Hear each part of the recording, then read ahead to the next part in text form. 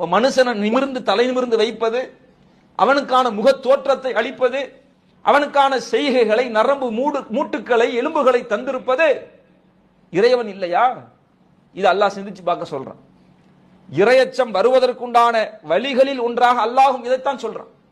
யா அய்யுஹன்னாஸ், மக்களே, இத்தகு ரப்பக்கும், உங்கள் இறைவனை நீங்கள் அஞ்சிக் கொள்ளுங்கள்.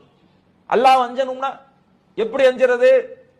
அந்த அச்சத்தை நம்முடைய உள்ளத்தில் எப்படி ஏற்றிக்கொள்வது? அல்லாஹ் அதற்கு வழி சொல்லுகின்றான். அல்லாஹ் உங்களை படைத்திருக்கிறான, அதை சிந்திச்சுப்பார்.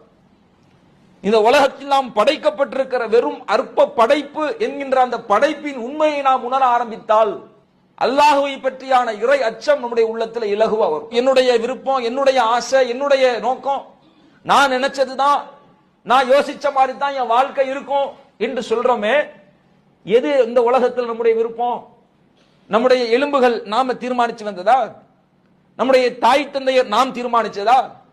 நம்முடைய பிள்ளைகள் நாம் தீர்மானிச்சதா? நம்முடைய நிறங்கள், நம்முடைய உயரங்கள், நாம் பிறக்க இருக்கக்கூடிய ஊர் நாம தீர்மானிச்சதா? இல்லையே, எதுவும் நாம தீர்மானிக்கலையே. இந்த உலகத்தில் அனைத்து செய்களைகளையும் செய்வதற்குண்டான ஆற்றலை கொடுக்கிற இந்த எலும்புகள், இந்த எலும்புகளை நாம தீர்மானிச்சோமா?